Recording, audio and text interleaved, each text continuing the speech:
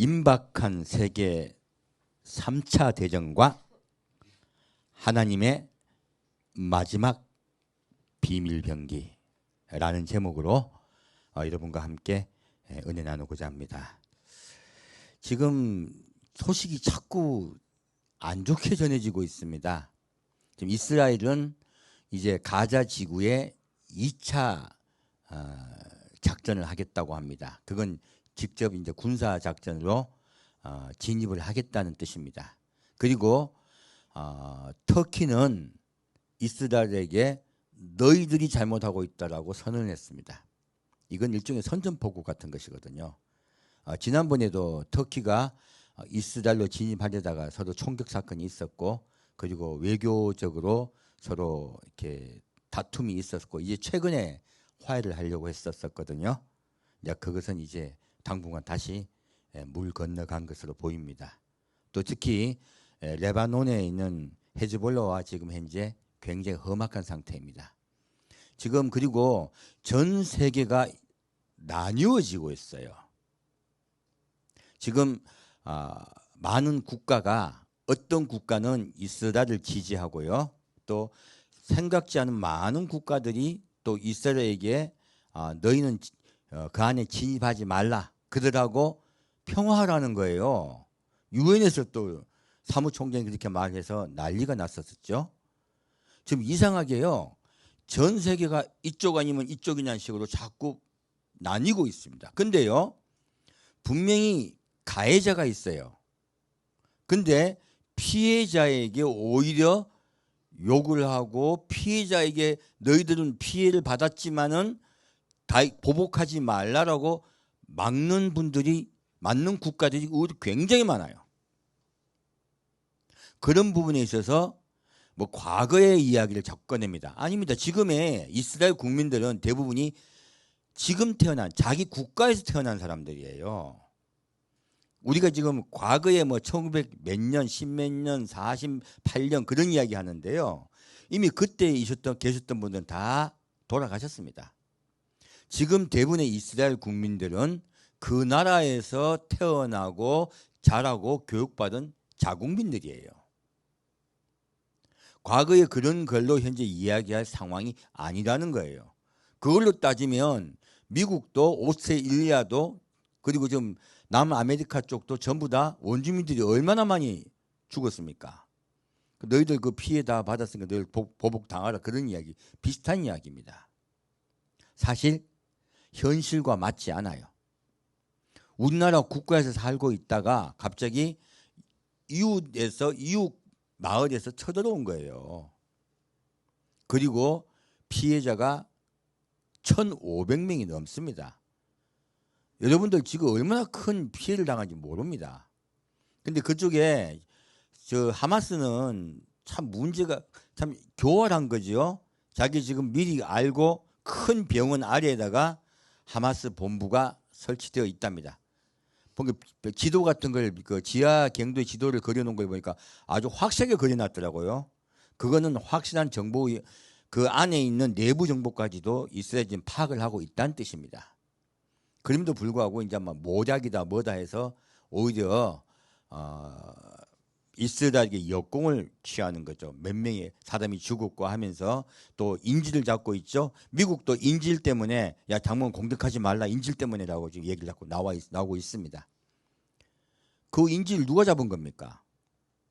그 사람들이 잡은 거잖아요.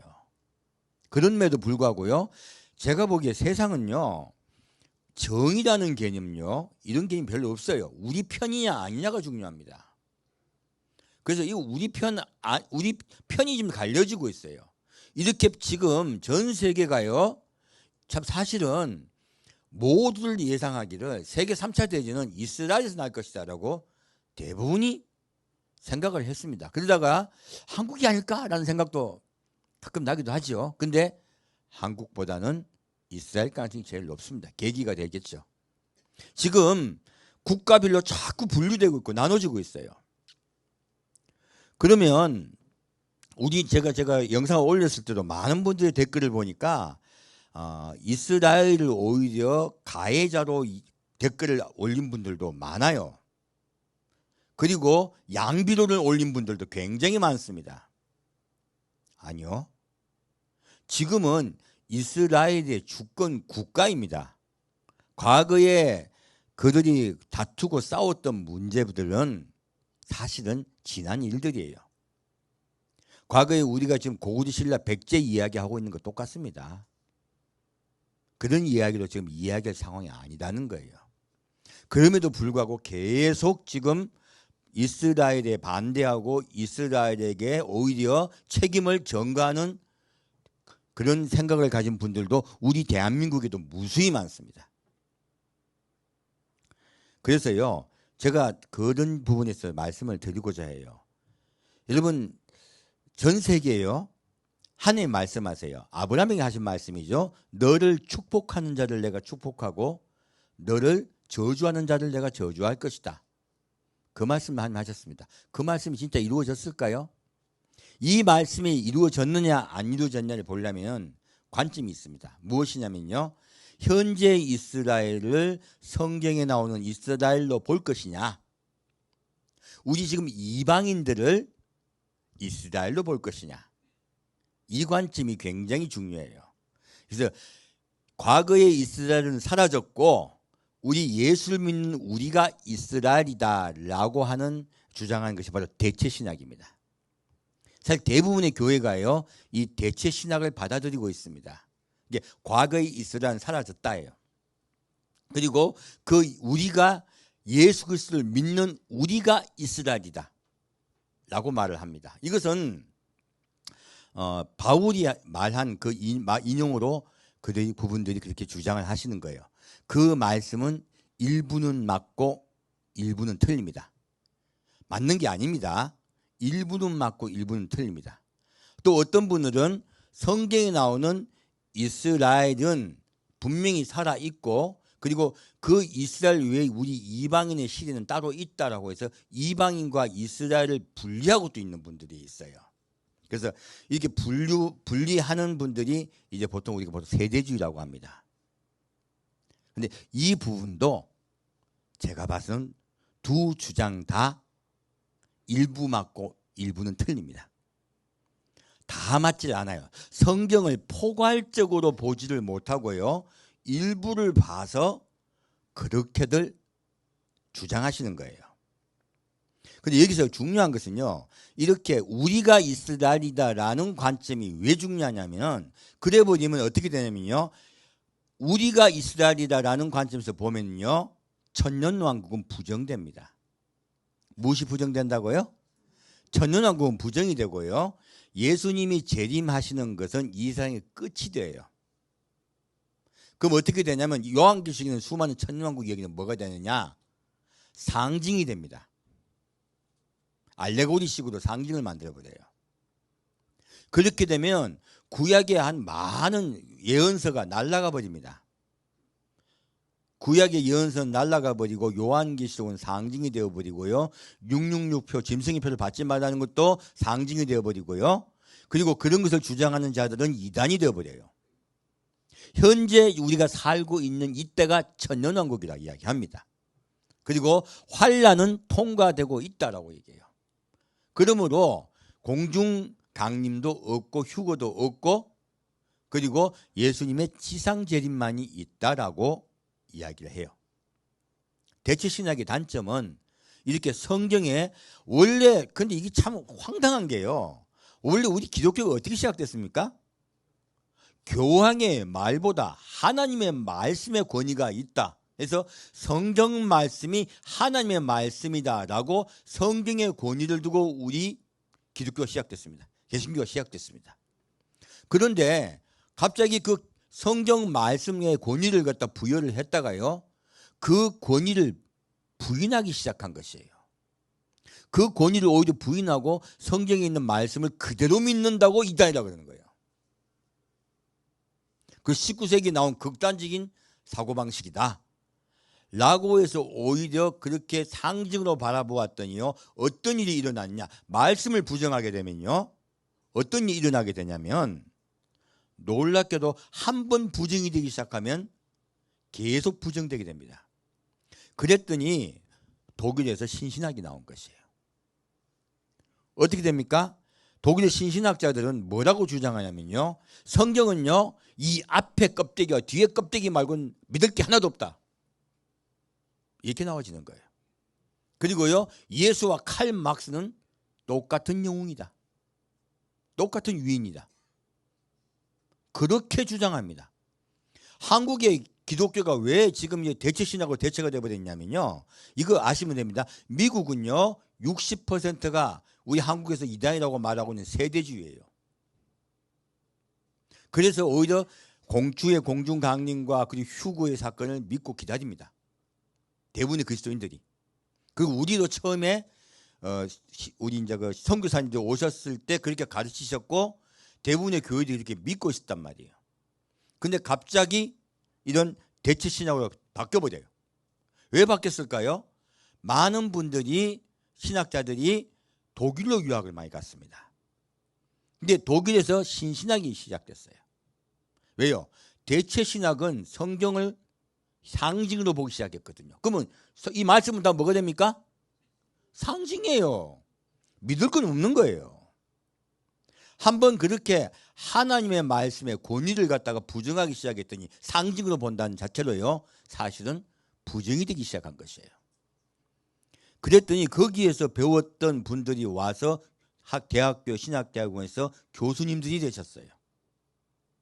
그리고 많은 칼 막스를 가르치기도 하고 엉뚱한 사상들을 가져와서 가르치기도 하니까 그분들이 그렇게 배워서 목사가 되고 그리고 다들 또 신학자가 되고 하다 보니까 우리 교회도 완전히 이상하게 바뀌어버린 것이에요. 오늘 한국 교회는요, 이렇게 대체 신학이 교회 자체를 아주 그냥 물들여버렸습니다. 그러니까 천년왕국을 안 믿어요. 세대주의를 받아들이면요, 천년왕국을 믿습니다. 전 제가 세대주의인지도 몰랐는데 성경을 보고 그대로 믿었더니 세대주의가 돼 있더라고. 제가 누가 어떻게 무슨 주장할지는 솔직히 몰라요. 저는 말씀을 보고 그냥 믿은 거예요. 말씀에 있는 그대로 받아들이는 겁니다. 이 말씀이 하나님의 말씀이고 하나님의 말씀이 내 생각보다 옳기 때문에 그대로 받아들인 것이에요. 그러면 지금 아까 제가 그 말씀 드렸습니다. 대체 신학은 현재 이스라엘 부정한다고. 그래서 이제 이스라엘 왜 돕느냐? 너 이스라엘 돕는 것은 사탄을 돕는 것이다. 댓글 그렇게 달는 분도 계시더라고요. 오히려 대체 신학의 단점은요, 그런 오히려 이스라엘을 도우려고 할 때 오히려 이스라엘 돕는 자들을 욕하고 비난하고 이단이라까지 말하는 거예요. 자, 그러면 그분들이 말했던 바울이 했던 말은 어떻게 될까요? 한번 볼까요? 로마서 11장입니다. 그분들이 주장한 건 로마서에서 주장하신 거거든요. 하지만 바울은 정말로 너희가 이스라엘이라 한 갈라디아 말씀, 그 말씀은 무엇이냐면요, 무엇입니까? 약속에 관한 것이거든요. 육체로서는 그들이 이스라엘이 하나님의 자녀이지만, 선택받은 자들이지만 정말로 하나님께 선택받은 자들은 약속의 자녀들, 곧 예수를 믿는 너희들이다 라고 바울이 말하고 있습니다. 바울은 그것을 말씀하고 있습니다. 그러므로 우리가 영적 이스라엘 맞습니다. 틀렸다는 이야기가 아닙니다. 부족하다고 말씀드린 겁니다. 자, 그러면 그분 좀 볼까요? 로마서 11장 1절부터 2절까지 같이 읽겠습니다. 그러므로 내가 말하노니 하나님이 자기 백성을 버리셨느냐? 그럴 수 없느니라. 나도 이스라엘인이요 아브라함의 씨에서 난 자요 베냐민 지파라. 하나님이 그 미리 아신 자기 백성을 버리지 아니하셨나니 너희가 성경이 엘리야를 가리켜 말한 것을 알지 못하느냐. 여기까지 하겠습니다. 자, 바울이 뭐라고 말씀하고 있습니까? 자, 하나님이 자기 백성을 버렸지 않으셨다. 지금 이야기는 너희가 영적인 이스라엘이다 말하면서요, 그 뒤에 그러면은 육신의 이스라엘은 육체의 자손인 아브라함의 자손인 이스라엘은 버렸느냐라고 묻고 있는 거예요. 지금 대체 신학 하신 분들이 되려 묻고 있는 거죠. 뭐라고 말하고 있습니까? 버렸다, 버리지 않았다. 예, 버리지 않았다. 그 미리 아신 자기 백성을 버리지 아니하셨나니라고 말하고 있습니다. 다시 보겠습니다. 11절 12절 같이 읽겠습니다. 그러므로 내가 말하노니 저희가 넘어지기까지 실족하였느뇨. 그럴 수 없느니라. 저희의 넘어짐으로 구원이 이방인에게 이르러 이스라엘로 시기나게 함이니라. 저희의 넘어짐이 세상의 부유함이 되며 저희의 실패가 이방인의 부유함이 되거든 하물며 저희의 충만함이리요. 아멘. 자, 무엇입니까? 자, 저희가 넘어지기까지 실족하였느냐. 그러므로 자, 저희가 넘어짐으로 구원이 누구에게 이르렀어요? 이방인 우리에게 이르렀습니다. 바울은 분명히 우리가 영적인 이스라엘 말하고 있습니다. 그리고요, 왜 우리에게 구원이 이르렀다고 말하고 있습니까? 이스라엘로 어떻게 하겠다? 시기나게 하겠다. 그리고 바울은 놀라운 말을 하고 있습니다. 저희의 넘어짐이 세상의 부유함이 되며 저희의 실패가 이방인의 부유함이 되거든 하물며 저희의 충만함이리요. 무엇입니까? 이스라엘이 넘어지지 않고 그들이 서게 되면, 충만하게 되면 얼마나 큰 복이 너에게 임한 줄 아냐라고 오히려 되묻고 있습니다. 자, 그럼 다시 그분에서 보겠습니다. 13절부터 21절까지 같이 읽겠습니다. 내가 이방인인 너희에게 말하노라. 내가 이방인의 사도인 만큼 내 직분을 영광스럽게 여기노니 이는 곧 내 골육을 아무쪼록 시기케 하여 저희 중에서 얼마를 구원하려 함이라.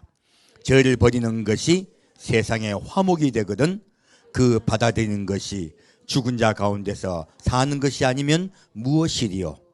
제사하는 처음 익은 곡식가루가 거룩한 즉 떡덩이도 그러하고 뿌리가 거룩한 즉 가지도 그러하니라. 또한 가지 얼마가 꺾여졌는데 돌감람나무인 내가 그들 중에 젖붙임이 되어 참 감람나무 뿌리에 진액을 함께 받는 자 되었은즉 그 가지들을 향하여 자긍하지 말라. 자긍할지라도 내가 뿌리를 보존하는 것이 아니요 뿌리가 너를 보존하는 것이니라. 그러면 내 말이 가지들이 꺾여온 것은 나로 젖붙임을 받게 하려 함이라 하리니 옳도다. 저희는 믿지 아니함으로 꺾이우고 너는 믿음으로 섰느니라. 높은 마음을 품지 말고 도리어 두려워하라. 하나님이 원 가지들도 아끼지 아니하셨은즉 너도 아끼지 아니하시리라. 그러므로 하나님의 인자와 어미를 보라.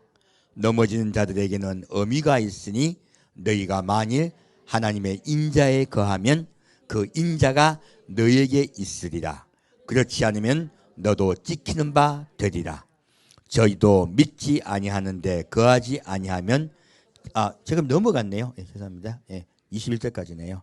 자, 여기서 말씀을 봤더니 뭐라고 말하고 있습니까?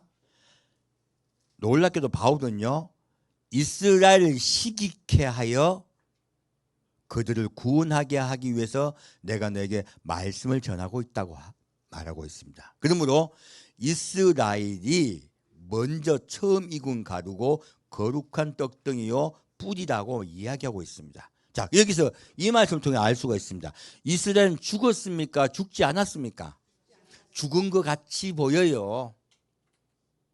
죽은 것 같이 보이지만 원 감람나무인 이스라엘의 가지가 꺾이고요, 돌감람나무인 우리가 젖붙임을 받았다 이야기하고 있습니다. 무엇입니까? 우리가 젖붙임을 받아서, 젖붙임 받으면 돌감람나무가 뭐로 바뀌어요? 이거 감람나무는 올리브나무입니다. 우리도 창감람나무로 바뀌었다. 무엇입니까? 너희가 올리브나무가 됐다는 이야기예요. 무엇입니까? 너희가 아브라함의 자손이 되었다는 뜻이에요. 그러므로 이방인인 너희가 아브라함의 자손으로 바뀌었다예요. 그리고 원래 아브라함의 자손이었던 육신의 자녀였던 그들은 꺾여서 하나님의 아브라함의 자손이 되지 못하였다라고 이야기하고 있습니다. 그러므로 너희가 이스라엘을 갖다가 함부로 여기라. 이스라엘 귀하게 여기라. 귀하게 여기라고 말하고 있습니다. 그리고 너희도 주의하고 조심하라. 원래 그들이 하나님께 거룩한 택함 받은 백성이었으되 하나님을 믿지 아니함으로 꺾였다고 말하고 있습니다. 너희도 꺾일까 두려워하라 라고 이야기하고 있습니다. 다시 또 볼까요? 25절부터 32절까지 같이 읽겠습니다.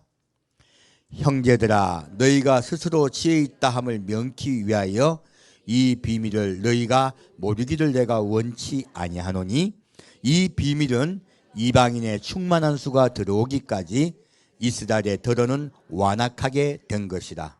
그리하여 온 이스라엘이 구원을 얻으리라. 기록된 바 구원자가 시온에서 오사 야곱에게서 경건치 않은 것을 돌이키시겠고, 내가 저희 죄를 없이 할 때 저에게 이루어질 내 언약이 이것이라 함과 같으니라. 복음으로 하면 저희가 너를 인하여 원수된 자요, 택하심으로 하면 조상들을 인하여 사랑을 입은 자라. 하나님의 은사와 부르심에는 후리하심이 없느니라. 너희가 전에 하나님께 순종치 아니하더니 이스라엘에 순종치 아니하므로 이제 긍휼을 입었는지라. 이와 같이 이 사람들이 순종치 아니하니 이는 너희에게 베푸시는 긍휼로 이제 저희도 긍휼을 얻게 하려 하심이니라. 하나님이 모든 사람을 순종치 아니하는 가운데 가두어 두심은 모든 사람에게 긍휼을 베풀려 하심이로다. 아멘. 자, 무엇을 말하고 있습니까? 이스라엘이 순종치 아니함으로 너희가 원수였던 너희가 긍휼함을 입었대요. 얻었다가 아닙니다. 입었답니다. 우리는 긍휼을 입어야 천국 갑니다. 바로 예수 그리스도예요. 그래서 옷을 입으라 말씀하시죠. 바로 예수 그리스도 옷입니다. 그리고요, 무엇을 말씀하고 있습니까?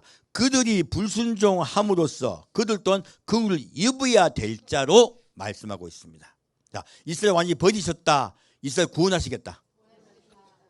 이스라엘도 너희 이방인을 구원하였듯이 내가 그들도 구원할 것이라고 말씀하고 있습니다. 예, 다시 33절부터 36절까지 같이 읽겠습니다. 깊도다 하나님의 지혜와 지식에 부유하며 그의 판단은 측량치 못할 것이며 그의 길은 찾지 못할 것이로다. 누가 주의 마음을 알았느냐? 누가 그의 모사가 되었느냐? 누가 주께 먼저 돼서 갚으심을 받겠느냐? 이는 만물이 주에게서 나오고 주로 말미암고 주에게로 돌아갑니다. 영광이 그에게 세세히 있으리로다. 아멘. 놀라운 말씀이죠. 무엇입니까? 다 모든 인간이 불순종함으로 그들에게는 긍휼이 필요해진 것이에요. 그리고 이방인인 너희에게 하나님의 긍휼이 임하였듯이 이스라엘에게도 하나님의 긍휼이 임할 것이요, 그리고 그 긍휼이 이스라엘의 긍휼을 받을 때 온 세계 모든 민족이 다 긍휼을 받을 것이다. 그러므로 하나님은요, 우리 이방인을 통하여 이스라엘 긍휼을 잊게 하려 하시고요, 지금 바울은 우리에게 부탁을 하고 있는 것입니다. 무엇입니까? 너희가 이스라엘에게 복음을 마지막 때 전해다오. 이스라엘이 서게 되면, 그들이 온전하게 되면 온 세계가 하나님의 긍휼하심 속에 들어갈 것이다. 그러므로 그들을 세울 수 있게 너희가 최선을 다해서 그들을 돌아오게 도와달라고 지금 바울이 우리에게 부탁을 하고 있습니다. 온 세계가 하나님의 긍휼하심으로 구원받는 때가 곧 옵니다. 그날을 성경은 천년왕국, 또 하나님의 왕국이라고 말씀하고 있습니다. 그러므로 예수님의 재림은 세상의 끝입니까? 세상의 새로운 시작입니까? 새로운 시작입니다. 근데 왜 천년왕국을 부정합니까? 왜 주님의 마지막 때 역사를 부정합니까? 단편적인 우리가 이스라엘이라는 것은 맞습니다. 우리가 이스라엘로 우리가 접붙임 받았어요. 그러므로 우리가 덜 올리브나무였던 우리가요, 참 올리브나무로 바뀌었어요. 그리고 참 올리브나무도 다시 돌아올 것입니다. 그리고 온 세계가 올리브나무가 될 것이에요. 자, 그러면 그 축복에 관한 부분을 볼게요. 이것을 우리가 알 수가 있습니다. 자, 이스라엘이라는 관점은요, 현재 민족적인 이스라엘 국가를 얘기할까요? 아니면은 하나님을 믿고 있는 모든 그리스도인을 얘기할까요? 모든 그리스도인을 이야기하고 있고요. 이스라엘도 돌아오면 그들도 있어야 됩니다. 아직 안 돌아왔기 때문에요, 그들은 이방인과 같습니다. 사실은 현재 이스라엘 국가는요, 이방인 국가와 거의 같아요. 지금 현재 이스라엘 국민이 약 900만 정도 됩니다. 돌아간. 그리고 그 중에서 약 700만이 유대인이에요. 나머지 220만 정도는 아랍인입니다. 그리고 그 중에 150만은 무슬림이고요.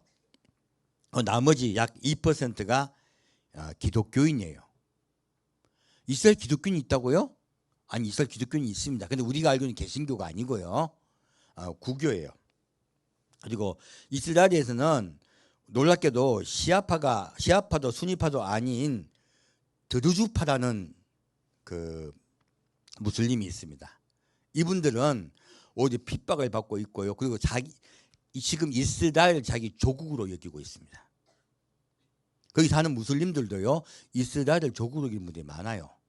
우리 생각 좀 다릅니다. 그리고 그분들은 우리 무슬림은 국방의 의무가 없잖아요. 이분은 국방의 의무가 있습니다.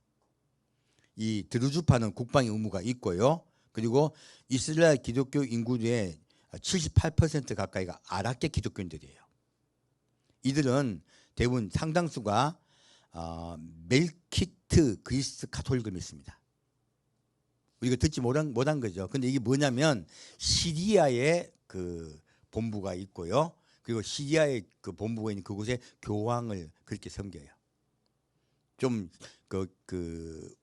이탈리아의 로마의 교황이 있잖아요. 그 비슷하게 지금 원래 구교도 분파가 되어 있습니다. 그렇게 기독교를 믿는 분들이 많습니다. 그래서 시리아의 다마스쿠스에 대주교가 있습니다. 그리고 또 베두인들이 있어요. 베두인들도 국방의 의무가 있습니다. 그래서 이분들은 오히려 이방인인데 이스라엘을 자기 고국으로 여겨요. 아까 제가 말씀드렸죠. 이스라엘에서 나고 자라고 그리고 자라신 분들이기 때문에 이분들에게는 종교라는 개념보다도요, 내가 태어난 내 고향이에요. 그래서 우리가 유대인들만 국방의 의무가 있는 줄 알았잖아요. 안 그래요. 무슬림이라도요, 오히려 핍박을 받은 그 소수파 그 무슬림은 오히려 정통으로 국방의 의무도 있고요, 이스라엘 국가로 자기 조국으로 여겨요. 그 베두인들도 마찬가지고요. 그리고 거기 기독교인들도 있죠. 그래서 우리가 생각하는 것보다 구성이 훨씬 복잡합니다. 그런데 그들이 이들을 하나님이 마지막 때 지금 계속 지금 분란이 있고 많이 일들이 일어나고 있죠. 이러면서요, 완전히 분류가 될 것입니다. 그러면 거기 이방인들 어떻게 될까요? 놀랍게도요, 거기에 살고 있는 이방인들이 이스라엘로 바뀔 겁니다. 여러분, 우리가 아까 제가 말씀드렸습니다. 우리가 지금 예수를 믿는 우리가 누구라고요? 이스라엘이요. 그들도 예수를 믿게 되면 이스라엘로 바뀝니다. 자꾸 우리가 착각하는 게 자꾸 이야기해. 혈족. 아니, 하나님은 혈족 이야기 안 하십니다. 우리가 혈족을 착각하는 거예요. 볼까요? 창세기 12장 보겠습니다. 처음에 시작, 아브라함 때요.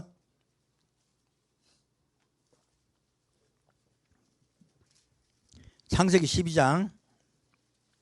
그렇다면 지금 이렇게 전 세계가 지금 전쟁의 참화 속에 들어가고 자꾸 이상하게 돌아가는 건요, 하나님이 지금 아까 바울이 이야기한 것 같이요, 이스라엘을 구원하기 위함이에요.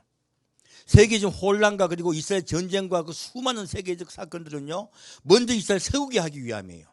그들을 돌아오게 함으로써요, 전 세계가 하나님을 다 믿는, 지구 전체가 하나님 예수 그리스도를 믿는 국가로 바뀌게 하려고 하시는 거예요. 굉장한 구원의 사건입니다. 우리 관점을 바꿉시다. 자, 참혹한 전란이다, 구원의 사건이다. 예, 진통이에요. 전 세계 민족과 방언이 다 구원받게 하시기 위한 진통입니다. 자, 창세기 12장 1절부터 5절까지 같이 읽겠습니다. 여호와께서 아브라함에게 이르시되 너는 너의 본토 친척 아비집을 떠나 내가 내게 지시할 땅으로 가라. 내가 너로 큰 민족을 이루고 내게 복을 주어 내 이름을 창대케 하리니 너는 복의 근원이 될지라. 너를 축복하는 자에게는 내가 복을 내리고 너를 저주하는 자에게는 내가 저주하리니 땅의 모든 족속이 너를 인하여 복을 얻을 것이니라 하신지라. 이 아브라함이 여호와의 말씀을 쫓아갔고 롯도 그와 함께 갔으며 아브라함이 하란을 떠날 때 그의 나이 75세였더라. 아브라함이 그 안에 사레와 조카 롯과 하란에서 모은 모든 소유와 얻은 사람들을 이끌고 가나안 땅으로 가려고 떠나서 마침내 가나안 땅에 들어갔더라. 아멘. 자, 하나님이 아브라함에게 본토 친척 아비집을 떠나 내가 내게 지시할 땅으로 가라 가세요. 그리고 축복해 주세요. 내가 너로 큰 민족을 이루고 내게 복을 주어 내 이름을 창대케 하리니 너는 복의 근원이 될지라. 누가 복이세요? 예수님이 복이세요. 우리 복이라는 개념 자체를 정확히 하시면 돼요. 누가 복이시라고요? 예수님이 복이세요. 그러면 아브라함은 누구예요? 복의 근원이에요. 예수님의 조상이 될 거란 뜻이에요. 딱 이해가시죠? 예수님은 아브라함은 누구라고요? 복의 근원, 예수님의 조상이 될 거다. 그 복이신 예수의 조상이 될 것이라는 뜻이에요. 자, 다시 보겠습니다. 너를 축복하는 자에게는 내가 복을 내리고 너를 저주하는 자에게는 내가 저주하리니 땅의 모든 족속이 너를 인하여 복을 얻을 것이니라 하시니라. 놀라운 말씀이에요. 자, 아브라함을 축복한 자는 어떻게 해주신다? 복을 내리고 아브라함을 저주한 자에게는 어떻게 하신다? 절을 내린다. 자, 그러면 이것은 예수를 믿는 자를 얘기하는 걸까요? 아브라함에 대한 이야기예요? 아브라함에 관한 이야기예요. 너는 뭐라고요? 복의 근원이 될지니라. 지금 놀랍게도 아브라함을 이야기하고 있습니다. 지금 예수님은 복이시죠? 복의 근원인 지금 뿌리인 아브라함을 이야기하고 계십니까? 그러므로 이 말씀의 근본적으로 분석해 보면요, 이스라엘을 얘기하고 있습니다. 어딜 얘기하고 있다고요? 이스라엘을 얘기하고 있습니다. 겸하에 우리 그리스도인도 들어갑니다. 우리는 겸하에 들어가는 겁니다. 이것을 알 수가, 제가 세계사를 가지고 말씀드릴게요. 여러분 잘 알고 있는 과거에 스페인이라는 나라가 전 세계 가장 부국이 되었어요. 그런데 그 스페인의 영화가 오래 갑니까? 금방 끝납니까? 금방 끝납니다. 왜 금방 끝났을까요? 놀랍게도 스페인은 그렇게 강성해지자마자 종교 탄압을 합니다. 종교 탄압을 할 때 어떤 일이 일어나면 이스라엘 유대인들을 추방해요. 유대인을 죽이고 유대인을 추방하고 기독교인을 죽이고 기독교인을 추방합니다. 죽이고요. 똑같아요. 둘 다 똑같이 핍박해요. 그러자 그들이 어디로 도망가느냐? 유대인과 기독교인이 같이 도망갑니다. 네덜란드로 도망갈 겁니다. 그 당시 네덜란드는 스페인하고 독립전쟁을 하고 있던, 이제 독립전쟁하는 조그만 국가예요. 그런데 그 네덜란드가 놀랍게도 스페인은 곧 망해버리고요, 네덜란드가 전 세계 헤게모니를 장악합니다. 우리도 하멜 포르기 하멜이 네덜란드인이죠. 네덜란드가 전 세계 상권을 장악하고요, 전 세계 헤게모니를 장악해버려요. 그 조그만 국가가 이게 독립하려고 할랑말랑 하던 국가, 그러니까 갑자기 커버려요. 또 놀라운 사건이 있습니다. 프랑스가요, 또 유대인들을 핍박하고 추방합니다. 기독교인도 마찬가지예요.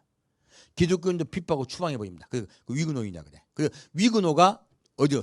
스위스로 도망갔어요. 그들이 다시 개신교를 시작해요.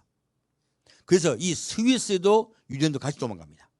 그리고 여기에서 다시 프랑스에서요, 영국으로 도망가요. 영국은 유대인들을 적극 받아들입니다. 지금 그렇게 했을 때 어떻게 됩니까? 원래는요, 농산물이라든지 모든 물자가 가장 전 세계에서 가장 풍부하고 잘 살기 좋은 나라가 바로 프랑스입니다, 사실은. 근데 프랑스는요, 헤게모니를 장악하지 못해요. 그리고 어디가 장악합니까? 그 다음에는 영국이 전 세계를 지배하게 됩니다.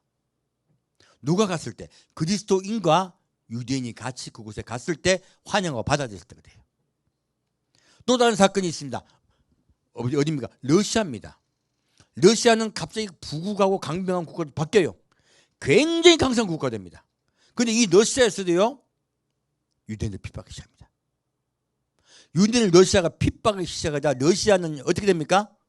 러시아도 망합니다. 하나님이요, 말씀하신 그대로 하세요.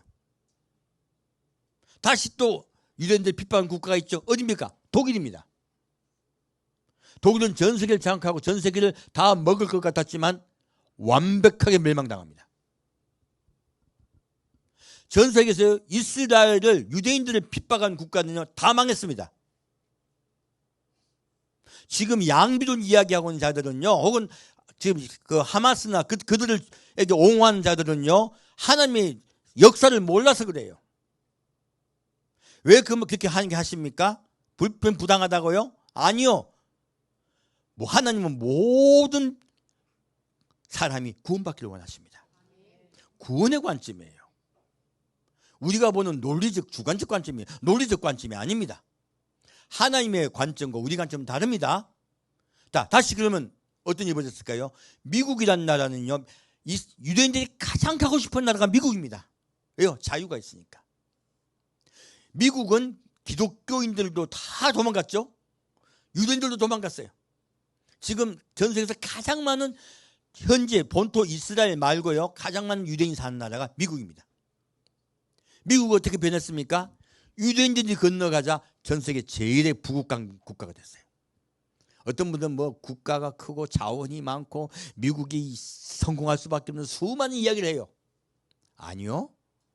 영국도 그렇고요, 네덜란드도 그렇고, 그들이 무슨 자원이 많아서 세계 초강대국이 됐던 것이 아닙니다.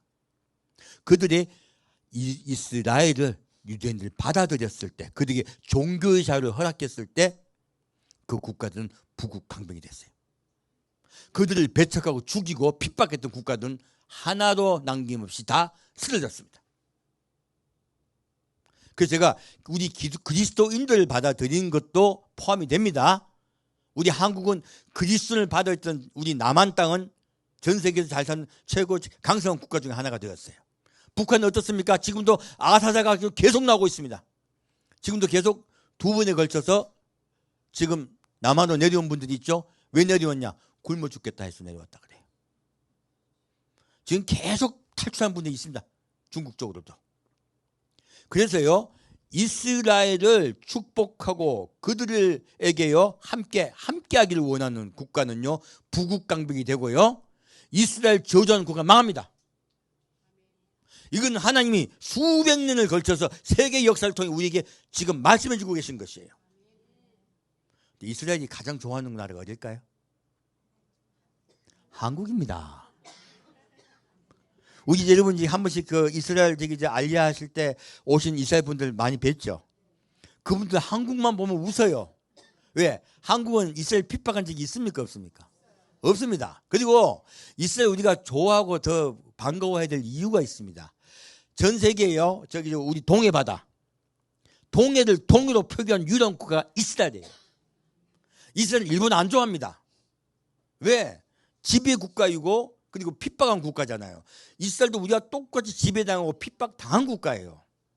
그래서 한국 사람들을 왜 좋아하냐면 우리가 똑같네라고 생각하는 거예요.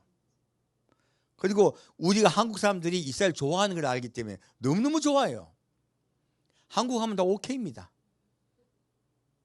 그래서 하나님은요, 이 마지막 때에 놀랍게도 한국을 이스라엘 껴는 비밀 병기로 쓰고 있습니다.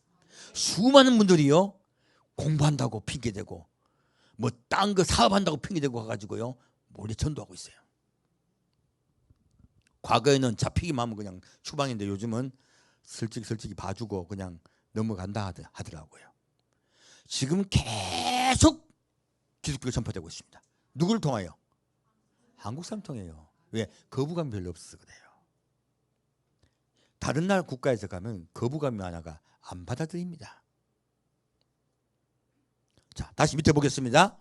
여기서 이에 아브라함이 여호와의 말씀을 쫓아갔고, 자, 아브라함만 갔습니까? 누구도 그와 같이 갔어요? 롯도 같이 갔어요. 여기서 롯이 그러면 유대인일까 아닐까? 이스라엘일까 아닐까? 롯도 이스라엘입니다. 아브라함과 같이요 가는 롯도 이스라엘이에요. 여기서 알 수가 있습니다. 첫 시작부터요 아브라함의 그 심한 이야기하고 있다. 함께하는 자는 같이 이스라엘이다. 함께하는 자는 이스라엘입니다. 밑에 볼까요? 다시 아브라함이 그 안에 사레와 조카 롯과 하란에서 모은 모든 소유와 얻은 사람들을 이끌고 가나안 땅으로 가려고 떠나서 마침내 가나안 땅에 들어갔더라. 무엇입니까?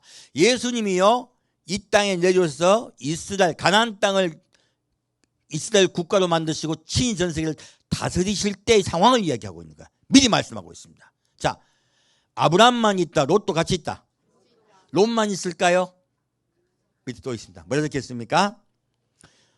얻은 사람들을 이끌고예요. 어떤 사람? 얻은 사람 바로 우리 이방인들입니다. 우리 이방인들도 같이 이스라엘 가나안 땅에 들어갈 것이며 이스라엘이 될 것이다. 그래서 성경을 너무 좁게 보지 말라는 거예요. 대체 신앙하시는 분들은 자꾸요 이스라엘은 없고 우리가 이스라엘 요것만 딱 생각해. 근데 아까 바울이 로마서 했던 말씀을 봤더니 지금 우리 이방인만 이스라엘이다 한다. 이스라엘 국민도 이스라엘이다 말씀하신다. 같이 하고 있습니다. 그들 돌아올 거다. 같이 말씀하고 있죠. 그리고 그 세대주의에서 잘못하시는 분들 자꾸 이스라엘 문구를 자꾸 현재 이스라엘 국가로만 이야기하려고 그래요. 아니요. 지금 아브라함이 가나안 땅 돌아올 때요. 아브라함만 돌아왔습니까? 롯도 같이 왔습니까? 롯도 같이 왔고요. 그리고 지금 이스라엘이 좋다고 온 저기 이스라엘 국가 내에 이스라엘 국민만 있습니까? 아랍인도 많습니까? 아랍인도 있고 베두인도 있고 별별 족속이 다 있어요. 근데 그들도요. 내 조국은 이스라엘이라 그래요. 대체 싸우지 않습니다. 자기 조국이 이스라엘이에요. 그래서 같은 지금 무슬림이지만은 총을 칼을 들고 싸우고 있어요. 내 국가를 침범했기 때문에, 내 가족을 죽였기 때문에. 놀랍게도 이게 롯이 나오죠. 그리고 누가 나와요? 같이 얻은 사람들이에요. 누굽니까? 바로 우리 이방인들이에요. 같이 하나가 되어 이스라엘 백성이 민족이 될 것이라고 처음부터 말씀하고 있는 것이에요. 말씀이 이때까지 감춰진 것이죠. 그래서 좁게 보라 넓게 보라. 성경을 넓게 보시면요 그 이스라엘을 그쪽 한쪽으로만 딱 그분들만 딱 끊어가 그들이 이스라엘 하면 굉장히 좁은 관점으로 보시는 거예요. 그래서 제가 그 말씀 드린 것입니다. 자, 볼까요? 다시. 그러면 두 이스라엘과 우리 이방인들 중에서요 얻은 사람들은 무엇이 된다? 이스라엘이 된다. 볼까요? 에스겔 37장입니다. 성경을 갖다가 보면요 그게 다 나와 있습니다. 자꾸 자기 관점을 세워가지고 깊이 보려 하지 않다 보니까 오해들을 하시는 것 제가 충분히 이해는 합니다. 하지만 말씀은 그렇지 않습니다. 자, 에스겔 37장 보겠습니다.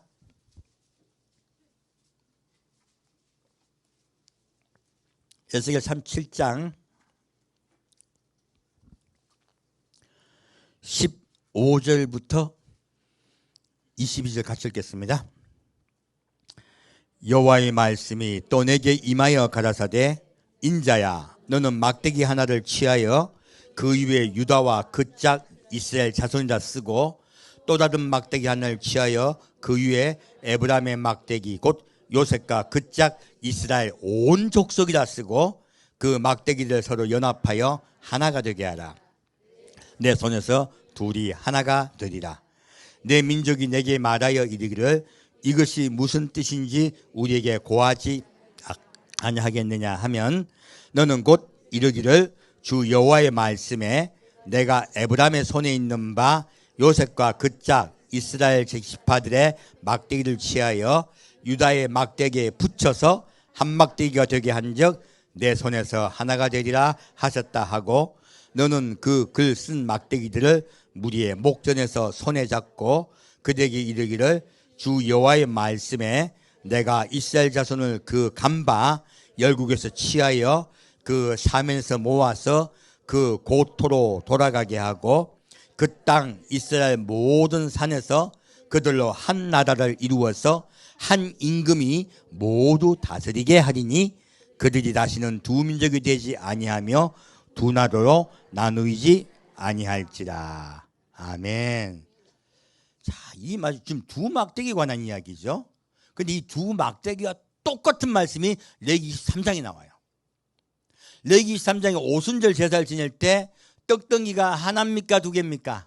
두 개입니다. 하나는 이스라엘이요, 하나는 우리 이방인을 가리키고 있습니다. 저기 설명을 드렸었습니다. 또 이제 볼까요? 여기 똑같습니다.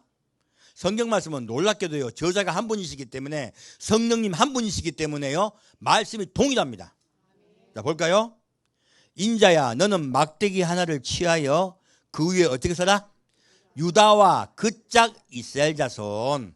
지금 우리 이스라엘 백성을 뭐라 부릅니까? 유대인. 정확히 부르고 있죠. 유다와 그 짝 이스라엘 자손을 쓰고요, 이스라엘 자손입니다. 자, 또 다른 막대기를 하나를 취하여 그 위에 에브라임의 막대기 곧 요셉과 그 짝 이스라엘 온 족속이에요. 놀랍게도 에브라임 곧 유다라고 써놓고 지파라고 씁니까? 온 족속이라 씁니까? 온 족속이 무슨 뜻이에요? 전 세계예요. 전 세계 온 족속이에요. 그러므로 유다 지파는 이스라엘이지만은 에브라임 지파 그리고 요셉 지파는요, 전 세계에서 나옵니다. 그리고 그들도 이스라엘 온 족속을 쓴 것이에요. 놀랍게도 전 세계 하나님을 믿는 백성과 이스라엘의 하나님을 믿는 그 백성 이스라엘 자손들이 합하여 한 민족이 될 것이라 하신 거예요. 그 막대기들을 서로 연합하여 하나가 되게 하라. 내 손에서 둘이 하나가 되리라. 놀랍게도 이스라엘과요, 우리 이방 예수를 믿는 그리스도인 믿는 우리 이방인은 이방 국가는요, 무엇이 된다? 한 국가가 된다. 한 민족이 된다. 라고 말하고 있습니다. 그리고 말씀하기를 그들에게 이르기를 주 여호와의 말씀에 내가 이스라엘 자손을 그 간바 열국에서 취하며 그 사면에서 모아서 그 고토로 돌아가게 하고 그 땅 이스라엘 모든 산에서 그들로 한 나라를 이루어 한 임금이 모두 다스리게 하리니라고 했어요. 무엇입니까? 천년왕국이에요. 예수님이 친히 그들을 다스리고 전 세계 민족이 다 예수께 돌아오는 그때가 올 것이다. 그때가 되면 이스라엘과 이방인의 예수를 믿는 자들은 한 민족이 될 것이다. 내가 친히 그들을 다스릴 것이다. 라고 말하고 있습니다. 자, 그러면 이 사건을 좀 깊이 볼까요? 6기 4장 말씀입니다. 성경은요, 곳곳에 그렇게 이야기하고 있어요. 우리가 모르다 보니까 자꾸 오해들을 하는 거죠. 6기 4장 볼까요?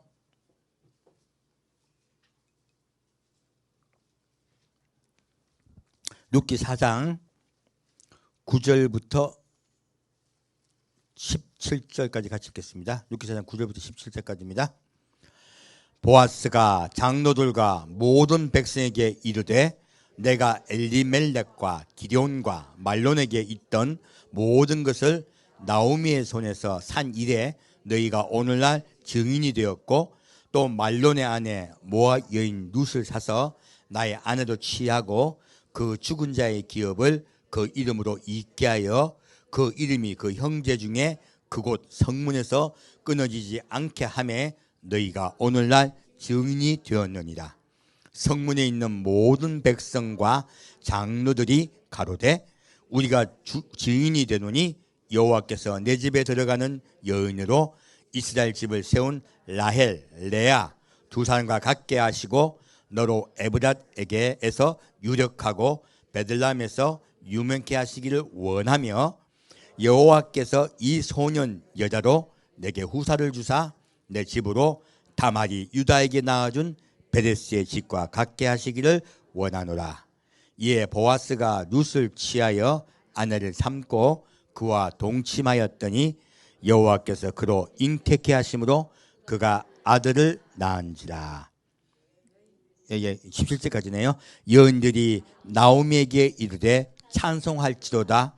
여호와께서 오늘날 내게 기업 물을 자가 없게 아니하셨도다. 이 아이 이름이 이스라엘 중에 유명하게 되기를 원하노라. 이는 내 생명의 회복자며 내 노년의 봉양자라. 곧 너를 사랑하며 일곱 아들보다 귀한 자부가 낳은 자로다. 나오미가 아기를 취하여 품에 품고 그의 양육자가 되니 그 이웃 여인들이 그에게 이름을 주되 나오미가 아들을 낳았다 하여 그 이름을 오벳이라 하였는데 그는 다윗의 아비인 이새의 아비였더라. 아멘. 자, 지금 룻기는 무엇을 이야기하고 있습니까? 보아스는 예수님을 상징하고 있습니다. 기둥이란 뜻이죠. 그러므로 보아스는 예수를 상징하고 있는데요, 이 보아스가 누구를 아내로 취해요? 룻을 아내로 취해요. 근데 이 룻은 이스라엘 민족입니까? 이방 민족입니까? 이방 여인입니다. 바로 우리 이방인, 우리가 예수의 아내가 될 거라는 뜻이에요. 이 룻기는 놀랍게도요, 마지막 때 이방인과 이스라엘의 관계, 그리고 예수님과 우리 기독 그리스도인들의 관계를 설명하고 있는 것이에요. 누가 예수님의 아내가 된다? 이방인 우리가 예수의 아내가 됩니다. 그리고요, 이 아내인 룻이 무슨 일을 합니까? 이 축복을 해줍니다. 사람들이 뭐야 축복합니까? 자, 후사가 끊어진 이스라엘이에요. 이스라엘은 지금 후사가 끊어져 버렸습니다. 예수 믿습니까? 안 믿습니까? 안 믿습니다. 다 예수를 안 믿고 다 멸망당해 버렸어요. 거의 아주 그냥 그루트기가 되어버렸어요. 끊어진 그루트기 같이, 죽은 그루트기 같아 보여요. 근데 그 죽어 있는 것 같은 이스라엘을 누가 살립니까? 예, 우리 이방인 살립니다. 놀랍게도 우리 이방인 살릴 거라고 말하고 있습니다. 그리고요, 여호와께서 이 소년 여자로 내게 후사를 주사 내 집으로 다말이 유다에게 낳아준 베레스의 집과 같게 하시기를 원하노라. 이 왜 갑자기 베레스 얘기가 나오냐면, 유다는요, 자식들이 다 죽었어요. 하나님 뜻대로 살지 않다가, 자기 원하는 대로 살려 하다가 다 죽었어요. 그러니까 지금 여기에 유다의 그 며느리인 다말이, 원래 이제는 유다가 자기 마지막 자식을 줘야 돼. 근데 어디다는 핑계로 안 줍니다. 그럼 지금 이 다말은 아이를 낳을 수 있어요, 없어요? 지금 아이 낳는 이야기입니다. 바로 아이 낳는 이야기는요, 민족이 살아나는 이야기예요. 아이 낳는 이야기는 아이 낳는 이야기다, 민족이 살아나는 이야기다. 민족이 살아나는 이야기입니다. 민족의 구원에 관한 이야기예요. 그러자 이 다말이 몰래 유다와 관계를 가지고 아이를 낳습니다. 그 아이가 둘이가 나. 아이를 낳는데요, 먼저 아이가 탁 태어나. 그러자 여기다가 빨간 실을 딱 답니다. 네가 나오는구나. 근데 애가 쑥 들어가 버리네. 뭔 일이 이런 게 있어요? 쑥 들어가 버리고요, 뒤에 있던 애가 빙 뒤집어가지고 앞으로. 그래가지고 내가 터쳐서 나오느냐고 잡은 애가 베레스예요. 이게 무슨 이야기냐면, 자, 빨간 붉은 실을 맨 자가 원래 누구예요? 장자예요. 예수님의 혈육의 자손이 이스라엘이에요. 혈육의 자손 이스라엘이 먼저 나온다, 뒤로 들어가 버렸다. 그리고요, 아무 관계도 없던 애가 쑥 튀나와요. 그 네가 터치고 나오냐? 그가 베레스예요. 지금 무슨 이야기를 하고 있냐면, 룻이 다말이 베레스를 낳은 뜻이에요. 근거 없고 연고 없는 것 같지만요, 연고 없죠 원래요. 그리고 지금 여기 지금 그 나오미 집안은 풍지박살나고 자손이 없단 말이야. 그런데 지금 누굴 통하여? 예수님을 통하여 자손을 주겠다, 곧 국가를 살려주겠다요. 근데 그 국가를 살리게 해주는 대상이 누구예요? 룻이에요. 룻을 통하여 이스라엘을 회복시킬 것이다, 그들을 살릴 것이다. 지금 그 일을 가장 열심히 하는 국가가 어디예요? 한국입니다. 난 이 한국 땅이요, 에브라임 지파, 곧 요셉 지파가 될 줄 믿습니다.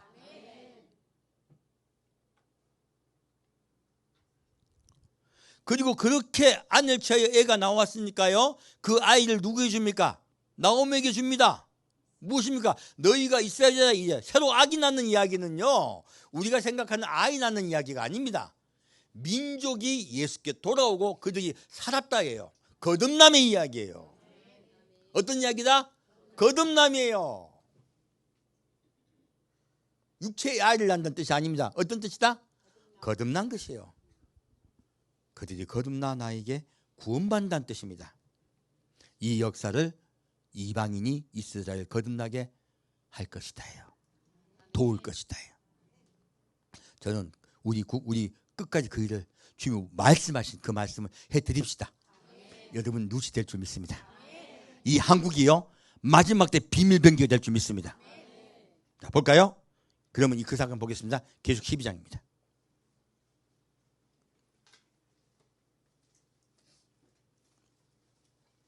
이때까지 아이 낳는 이야기를 다르게 자꾸들 해석을 해요. 아니에요. 이스라엘은요 단순히 민족을 이야기하는 것이 아닙니다. 예수를 믿는 우리도 이스라엘이고 예수께 돌아온 그들도 이스라엘입니다. 지금은 죽어 있습니다. 하지만 하나님 그들 살릴 것입니다. 그리고 그들 살린 도구가 바로 우리 이방이 될 것이에요. 자, 계시록 12장 1절부터 5절 같이 읽겠습니다. 하늘에 큰 이적이 보이니 해를 입은 한 여자가 있는데 그 발 아래는 달이 있고 그 머리에는 12별의 면류관을 썼더라. 이 여자가 아이를 베어 해산하게 되매 아파서 애써 부르짖더라. 하늘에 또 다른 이적이 보이니 보라 한 큰 붉은 용이 있어 머리가 7이요 뿔이 10이라. 그 여러 머리에 7면류관이 있는데 그 꼬리가 하늘별 3분의 1 끌어다가 땅에 던지더라.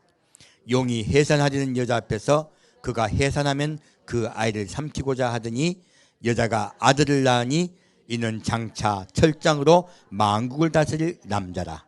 그 아이를 하나님 앞과 그 보좌 앞으로 올려가더라. 아멘. 자, 여기서 보면 여자가요 해를 입고 그리고 발에 달이 있는 12별의 면류관을 쓴 여자가 있어요. 이 여자가 이스라엘입니까? 이스라엘 민족입니까? 아닙니다. 말씀을 봤더니 누구예요? 아브라함과 같이 가나안 땅으로 들어가는 자들, 이방인도 포함되고요. 그리고 다시 그 롯도 포함이 돼요. 이스라엘 안에 살고 있는 이방인도 포함이 돼요. 아랍인도 포함이 됩니다. 다 합하여 지금 말씀하고 있는 거예요. 전 세계를 이야기하고 있습니다. 이 12불의 면류관이 무엇이에요? 계시록 21장에 가면요 새로운 에루살렘 성의 문이에요. 문들의 이름이에요. 말씀을 좁게 자꾸 보다 보니까 이걸 자꾸 이스라엘이라고 자꾸 얘기하는 거예요. 아니요, 성경은요 우리 모든 민족이 이스라엘 될 거다 말씀하고 계십니다. 그 해당자가 누구냐? 여기 나옵니다. 누구예요? 해산하여 아이를 낳게 돼요. 교회가. 그 아이가 어떻게 돼요? 하나님 앞에 그 보좌 앞에 올려가요. 그 아이는 장차 철장으로 만국을 다스릴 남자라고 말하고 있습니다. 우리 이방인 중에서요 바로 장자들이 나올 것이라는 뜻이에요. 철장으로 만국을 다스리는 권세는 얘기 있다는 것은 장자의 권세예요. 누구의 권세? 장자의 권세. 장자의 권세가 누가 있는 거예요?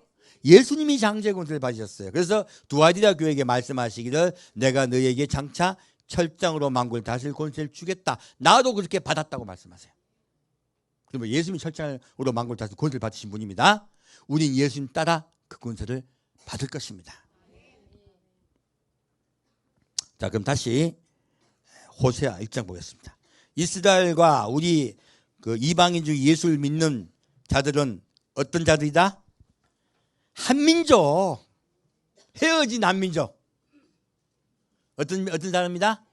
헤어진 한민족이다. 볼까요? 호세아 1장입니다.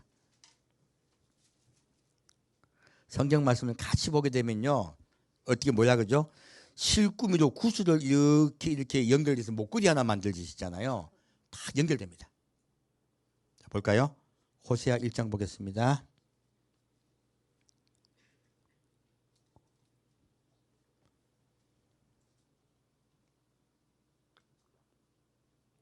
호세아 1장 10절 11절 같이 읽겠습니다. 그러나 이스라엘 자손의 수가 바닷가에 모래같이 되어서 측량할 수도 없고 셀 수도 없을 것이며 전에 저희에게 이르기를 너희는 내 백성이 아니라 한 그곳에서 저희에게 이르시기를 너희는 사신 하나님의 자녀라 할 것이라. 이에 유다 자손과 이스라엘 자손이 함께 모여 한 두목을 세우고 그 땅에서부터 올라오리니 이스라엘의 날이 클 것임이로다. 아멘. 자, 10절 11절 봤더니, 자, 그러나 이스라엘 자손의 수가 어떻게 돼요? 바닷가의 모래같이 되어서 측량할 수도 없고 셀 수도 없을 것이며, 그리고 전에 저에게 이르시기를 너희는 내 백성이 아니란 그곳에서 저에게 이르시기를 너희는 사신 하나님의 자녀라 할 것이라. 무엇입니까? 바닷가에 모래와 같이 많은 자손이 있는 분이 누구예요? 성경을 봤더니 야곱이에요. 자, 야곱에게 하나님 축복하신 축복을 찾아보시면요, 너의 후손은 바닷가에 모래같이 말 거라 말씀하세요. 놀랍게도 이삭은 하늘의 무별과 같이 말 거라 말씀하세요. 불려놓고 계십니다. 바로 야곱의 뜻이 뭐예요? 이스라엘, 이스라엘, 이스라엘입니다. 야곱이 이스라엘 이름이 바뀌죠. 바로 지금 이스라엘을 설명하고 있는 거예요. 근데 이 이스라엘 계상이 어떤 자들이에요? 전 세계에서 나온다는 것이에요. 요한계시록 7장의 말씀은 그대로 말하고 있는 거죠. 모든 민족과 족속과 방언에서 이루 헤아릴 수 없는 수많은 자들이 흰 옷을 입고 서서 외쳐가로되. 똑같은 말씀이죠. 그렇게 그들이 올라올 거란 말이에요. 그 올라오는 자들이 어떤 자들입니까? 우리 이방인들만 있습니까? 아닙니다. 이스라엘 같이 올라갑니다. 지금 열심히 우리 선교하고 전도했던 분들 중에요, 예수 그리스도를 믿는 분들이 수도치 올라올 것입니다. 그리고 그들이 분류가 된다. 한민족이다. 예, 11절 말씀. 이에 유다 자손과 분리해 넣었네. 그죠? 아까 에스겔 말씀도 유다 자손과 이스라엘 자손 분리해 넣었죠. 똑같습니다. 이스라엘 자손이 함께 모여 한 두목을 세우고 그 땅에서부터 올라오리니. 자, 새로운 민족의 이름이에요. 어떤 이름입니까? 이스라엘이에요. 새로운 민족 이름. 한 이스라엘과 우리는 한 민족이 되어 새로운 민족, 이스라엘이라는 민족이 될 것입니다. 그래서 아이가 올라간다는 거예요. 한 새로운 민족이 생긴 거예요. 새로운 민족의 탄생을 주님이 말씀하고 계십니다. 아까 지금 룻기서도 아이가 태어났죠? 똑같은 이야기입니다. 요한계시도 아이가 태어났죠? 똑같은 이야기입니다. 자, 다시 호세아 2장 오늘 메시지 마치겠습니다. 호세아 2장 14절부터 23절까지 같이 읽겠습니다. 그러므로 내가 저를 계유하여 거친 들로 데리고 가서 말로 위로하고 거기서 비로소 저의 포도원을 저에게 주고 아골 골짜기로 소망의 문을 삼아 주리니 저가 거기서 응대하기를 어렸을 때와 애굽 땅에서 올라오던 날과 같이 하리라. 여호와께서 이르시되 그날에 내가 나를 내 남편이라 일컫고 다시는 내 바알이라 일컫지 아니하리라. 내가 바알들의 이름을 저희 입에서 제하여 다시는 그 이름을 기억하여 일컬음이 없게 하리라. 그날에는 내가 저희를 위하여 들짐승과 공중의 새와 땅의 곤충으로 더불어 언약을 세우며 또 이 땅에서 활과 칼을 꺾어 전쟁을 없이 하고 저희로 평안히 눕게 하리라. 내가 내게 장가들어 영원히 살되 의와 공변됨과 은총과 긍휼히 여김으로 내게 장가들며 진실함으로 내게 장가들리니 내가 여호와를 알리라. 여호와께서 가라사대 그날에 내가 응하리라. 나는 하늘에 응하고 하늘은 땅에 응하고 땅은 곡식과 포도주와 기름에 응하고 또 이것들은 이스라엘에 응하리라. 내가 나를 위하여 저를 이 땅에 심고 긍휼히 여김을 받지 못하였던 자를 긍휼히 여기며 내 백성이 아니었던 자에게 향하여 이르기를 너는 내 백성이라 하리니 저희는 이르기를 주는 내 하나님이시라 하리라. 아멘. 자, 이 말씀 왜 길게 읽었냐면요. 자, 하나님이요 이스라엘을 지금 고치시려고 그래. 계유하려고 그래. 쉽게 고쳐질까요? 안 고쳐질까요? 목이 곧은 백성들이야. 그래서 이스라엘은요 모가지가 곧아서 슬픈 짐승들이야. 지금은요 바뀌어야 돼. 짐승이 뭐로 바뀌어야 돼요? 예, 사람으로 바뀌어야 돼요. 여기 볼게요. 뭐라 말씀하십니까? 어디로 데려간다? 거친 들로 데려가요. 이스라엘은 계속 지금 고난에 들어갈 것입니다. 이 이스라엘과의 이방 옆 이웃 국가들 때문에요. 전 세계가 지금 점점 전쟁에 참아서게 들어갈 것이에요. 이 전쟁의 참화는요, 이스라엘을 고치려고 하는 것이고요, 전 세계를 또 살리려고 하는 것이에요. 사실은 알고 보면 수도 없는 살육이 있을 것입니다. 이들 통하여 세계 3차 대전이 일어날 것이고요, 그리고 세계 3차 대전에 세계 인구의 3분의 1이 사망할 것입니다. 먼저 제가 아마겟돈 전쟁을 말씀드렸지만, 아마겟돈 전쟁은 그 뒤의 이야기고요, 먼저 있을 대전쟁은 3차 대전입니다. 그래서 여기서요, 다시 거기서 비로소 저희 포도를 저에게 주고 아골골짜기로 소망의 문을 삼아주리니, 예, 아골골짜기 같이 사망의 골짜기가 될 거라는 것이, 어디가? 이스라엘이 사망의 골짜기였던 그 이스라엘을 내가 소망의 골짜기로 바꿀 것이다. 그리고 거기서 응대하기를 어렸을 때와 애굽 땅에서 올라오던 날과 같이 하리라. 예, 그들을 애굽에서 구원하던 그들로 바꿔줄 것이다 하신 거예요. 언약의 백성들이죠. 내가 다시 너희를 언약의 백성으로 바꿀 것이며 나는 너희 남편이 될 것이다. 너희는 다시 내 바알이라 하지 않을 것이다. 바알이 무엇입니까? 풍요. 자, 이스라엘 백성이 무엇 때문에 망했습니까? 풍요. 그리고 자기의 육체의 욕구예요. 바알은 두 가지입니다. 하나는 풍요, 하나는요 성적 타락이에요. 육체의 욕구와 풍요를 그들이 원하다가요 하늘 버려버렸어요. 지금도 세상에서 가장 음란한 국가 중에 하나라고 말씀드렸죠. 그렇게 바뀔 것이라는 거예요. 그리고 그날에는 내가 저희를 위하여 들짐승과 공중의 새와 땅의 곤충으로 더불어 언약을 세우며 이 땅에서 활과 칼을 꺾어 전쟁이 없이 하고 저로 평안히 눕게 하리라. 평화가 온 세계에 임할 것입니다. 그리고 들짐승, 공중에서 땅의 곤충이 무엇이냐면요, 그들은 곡식을 해치는 것들이에요. 다시는 곡식을 해치지 않는다. 진짜 풍요가 올 것이라는 거예요. 너희들이 여호와를 받아들이면, 예수를 믿으면 풍요가 진짜 올 건데 왜 쓸데없이 풍요를 받냐는 거예요. 예수를 통하여 여러분 삶 속에 풍요가 회복될 줄 믿습니다. 아멘. 여러분 인생에 예수가 진심으로 받아들이면요 점점 바뀌어요. 인생이. 아멘. 이게 성경이 증거하고 있는 것입니다. 하나님 약속입니다. 아멘. 그리고 내가 내게 장가들어 영원히 살되 의와 공변됨과 은총과 긍휼히 여김으로 내게 장가들며. 자, 그래서 제가 말씀드립니다. 하나님은 사람을 왜 만드셨다? 사람에게 장가들려고. 누가? 예수님이. 여성분들은 참 그게 피부 와닿겠어요. 남자는 피부 잘 안 와닿아.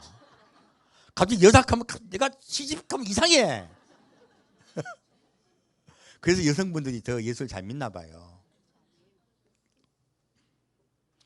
우리는 누구의 신부가 될 것이다? 예수님의 신부가 될 것입니다.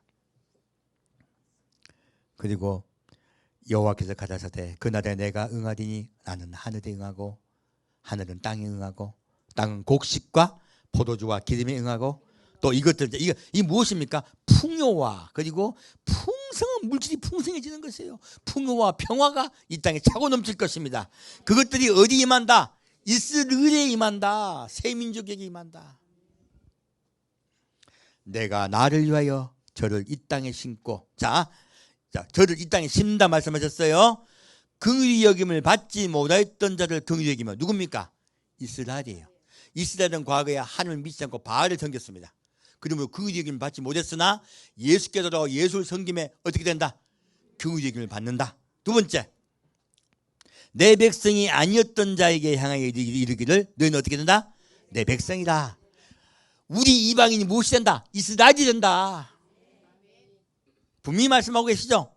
그리고 저희는 한민족이 되어 이스라엘이 된다. 저희는 이르기를 주는 내 하나님이시라 하리라. 우리 모든 예수 믿는 그리스도인들이 먼저 휴거되어 올라간 자를 얘기하는 것입니다. 아이가 된 것이죠. 우리가 새 이스라엘이 될 것입니다. 이스라엘이에요. 우리는 한 민족이 될 것이에요. 그래서 뭐 해야 되겠어요? 이스라엘 깨워야지. 룻의 사명을 해야죠. 그들을 살리고 깨우고 살려가지고 같이 데려갑시다. 그래야 하나님이 아이고 수고했다. 너 때문에 아이를 낳았다. 얘들이 새로운 이스라엘 너희 될 것이다. 말씀 그대로 이루어집니다. 말씀은요, 새 이스라엘 민족을 너희가 이루어 주어라. 너희가 루시 되라고 축복하고 있습니다. 우리 루시 됩시다. 그리고 주님의 언약을 이루어 드립시다. 하나님이 가장 사랑하는 주님의 신부가 될 줄 믿습니다. 함께 드리겠습니다. 사랑하는 주님, 마지막 때 우리에게 루시 되라고 축복해 주시니 감사합니다. 이 대한민국에 살고 있는 껴있는 자들이 루시 되고 그리고 이스라엘 살릴 줄 믿습니다. 한 해 마지막 비밀병기가 되어 주님의 언약을 이루겠습니다. 성경의 말씀을 응하도록 이루도록 우리가 최선을 다하겠습니다. 주여 우리를 인도하여 주옵소서. 산주 예수 그리스도 이름으로 기도합니다. 아멘. 주례 마치겠습니다. 하늘에 계신 우리 아버지여, 이름이 거룩히 여김을 받으시오며 나라에 임하옵시며 뜻이 하늘에서 이루어진 것 같이 땅에서도 이루어지이다. 오늘날 우리에게 일용할 양식을 주옵시고 우리가 우리에게 죄 지은 자를 사하여 준 것 같이 우죄를 사하여 주옵시고 우리를 시험에 들지 말게 하옵시며 다만 악에서 구하옵소서. 대개 나라와 권세와 영광이 아버지께 영원히 싸움나이다. 아멘.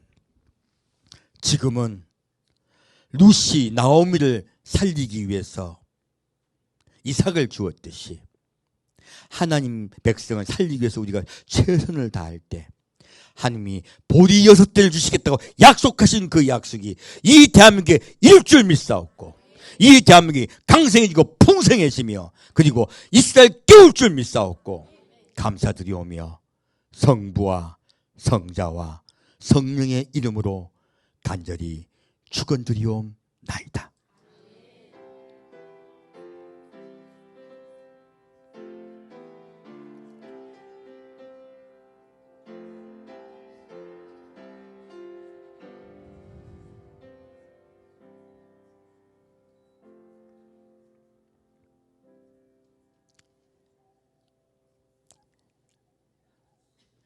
여러분의 삶에 하나님의 은총과 축복이 함께 임할 줄 믿습니다. 누세에게 주었던 축복이 여러분에게 임할 줄 믿습니다.